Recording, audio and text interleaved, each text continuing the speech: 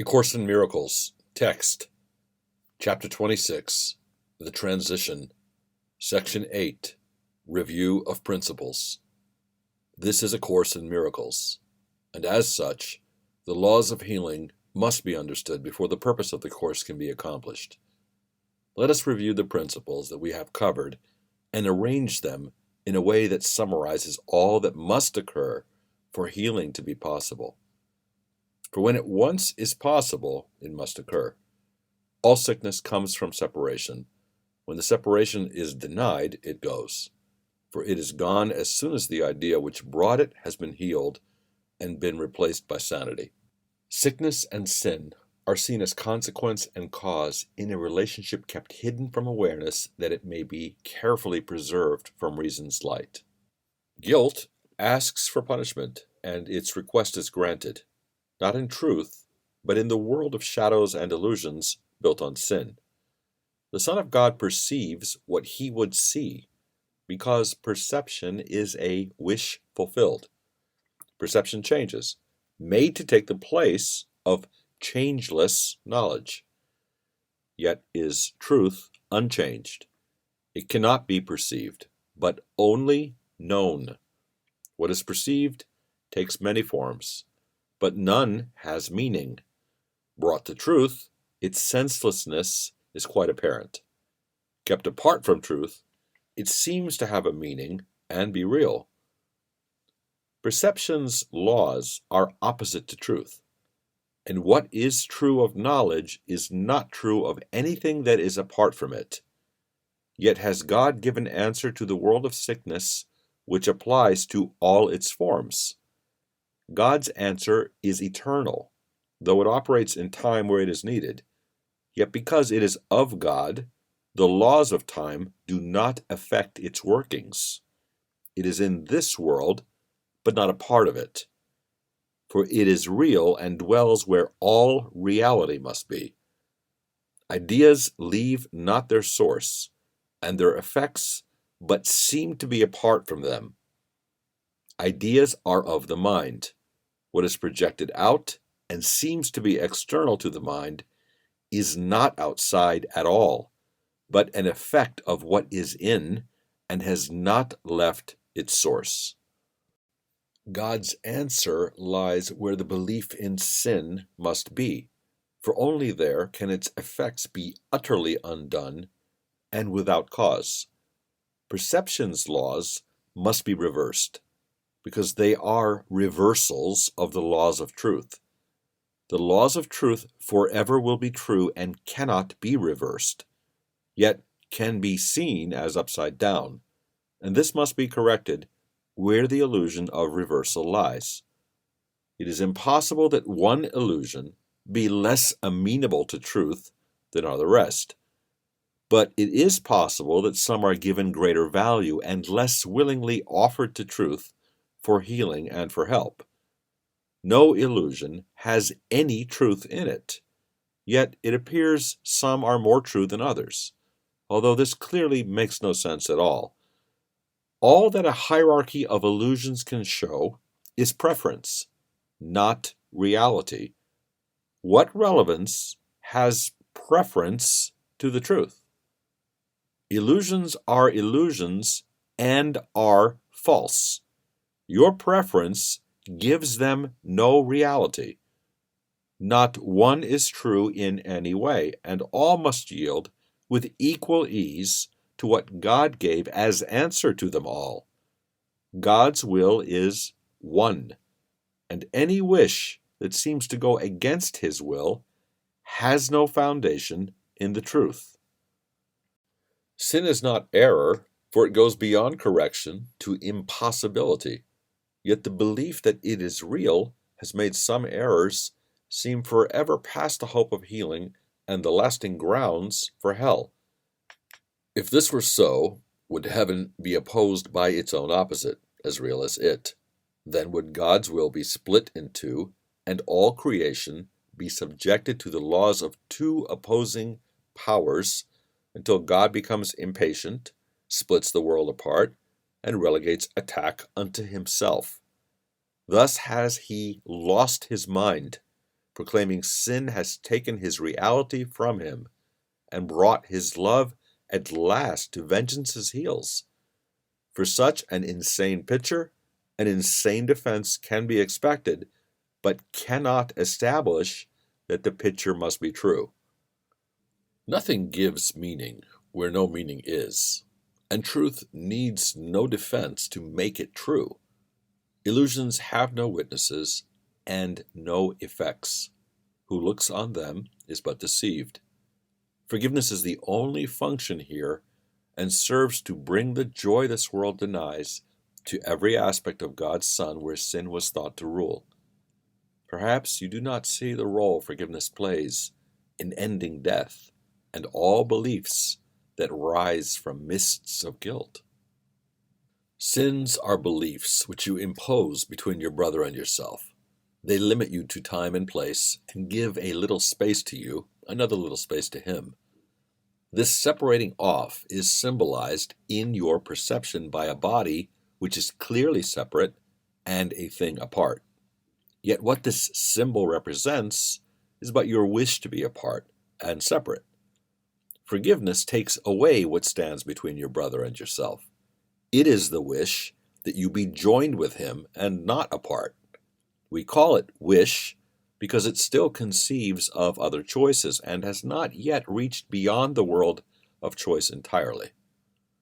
Yet is this wish in line with heaven's state and not in opposition to God's will. Although it falls far short of giving you your full inheritance, it does remove the obstacles which you have placed between the heaven where you are and recognition of where and what you are. Facts are unchanged, yet facts can be denied and thus unknown, though they were known before they were denied. Salvation, perfect and complete, asks but a little wish that what is true be true, a little willingness to overlook what is not there, a little sigh that speaks for heaven as a preference to this world, which death and desolation seem to rule. In joyous answer will creation rise within you to replace the world you see with heaven, wholly perfect and complete. What is forgiveness but a willingness that truth be true? What can remain unhealed and broken from a unity which holds all things within itself?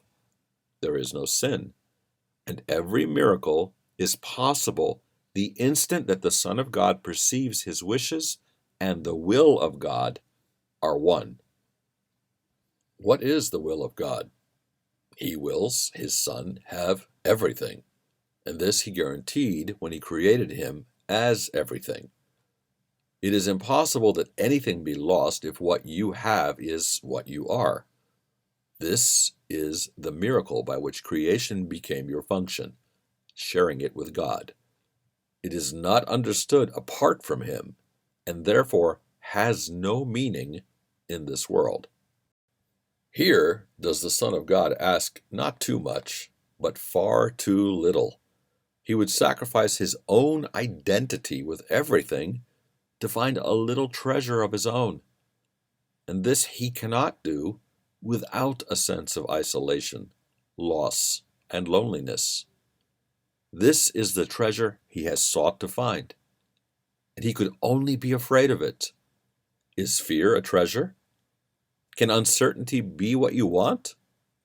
Or is it a mistake about your will and what you really are? Let us consider what the error is, so it can be corrected, not protected. Sin is belief attack can be projected outside the mind where the belief arose. Here is the firm conviction that ideas can leave their source made real and meaningful. And from this error does the world of sin and sacrifice arise. This world is an attempt to prove your innocence while cherishing attack. Its failure lies in that you still feel guilty, though without understanding why. Effects are seen as separate from their source and seem to be beyond you to control or to prevent. What is thus kept apart can never join. Cause and effect are one, not separate. God wills you learn what always has been true, that He created you as part of Him, and this must still be true because ideas leave not their source. Such is creation's law, that each idea the mind conceives but adds to its abundance, never takes away. This is as true of what is idly wished as what is truly willed, because the mind can wish to be deceived, but cannot make it be what it is not. And to believe ideas can leave their source is to invite illusions to be true, without success. For never will success be possible in trying to deceive the Son of God. The miracle is possible when cause and consequence are brought together, not kept separate. The healing of effect without the cause can merely shift effects to other forms, and this is not release. God's Son could never be content with less than full salvation and escape from guilt. For otherwise He still demands that He must make some sacrifice, and thus denies that everything is His, unlimited by loss of any kind. A tiny sacrifice is just the same in its effects as is the whole idea of sacrifice. If loss in any form is possible, then is God's Son made incomplete and not Himself. Nor will He know Himself, nor recognize His will. He has forsworn His Father and Himself, and made them both His enemies in hate. Illusions serve the purpose they were made to serve, and from their purpose they derive whatever meaning that they seem to have. God gave to all illusions that were made another purpose that would justify a miracle, whatever form they took. In every miracle, all healing lies, for God gave answer to them all as one. And what is one to Him must be the same. If you believe what is the same is different, you but deceive yourself. What God calls one will be forever one, not separate. His kingdom is united, thus it was created, and thus will it ever be. The miracle but calls your ancient name, which you will recognize because the truth is in your memory, and to this name your brother calls for his release and yours. Heaven is shining on the Son of God. Deny Him not, that you may be released. Each instant is the Son of God reborn, until He chooses not to die again. In every wish to hurt, He chooses death instead of what His Father wills for Him. Yet every instant offers life to Him, because His Father wills that He should live. In crucifixion is redemption laid, for healing is not needed where there is no pain or suffering. Forgiveness is the answer to attack of any kind. So is attack deprived of its effects, and hate is answered in the name of love. To you to whom it has been given to save the Son of God from crucifixion and from hell and death, all glory be forever. For you have power to save the Son of God because His Father willed that it be so, and in your hands does all salvation lie, to be both offered and received as one. To use the power God has given you as He would have it used is natural. It is not arrogant to be as He created you, or to make use of what He gave to answer all His Son's mistakes and set Him free. But it is arrogant to lay aside the power that He gave and choose a little senseless wish instead of what He wills. The gift of God to you is limitless. There is no circumstance it cannot answer, and no problem which is not resolved within its gracious light. Abide in peace where God would have you be, and be the means whereby your brother finds the peace in which your wishes are fulfilled. Let us unite in bringing blessing to the world of sin and death, for what can save each one of us can save us all. There is no difference among the sons of God. The unity that specialness denies will save them all, for what is one can have no specialness, and everything belongs to each of them. No wishes lie between a brother and his own. To get from one is to deprive them all. and yet to bless but one gives blessing to them all as one. Your ancient name belongs to everyone, as theirs to you. Call on your brother's name, and God will answer, for on him you call.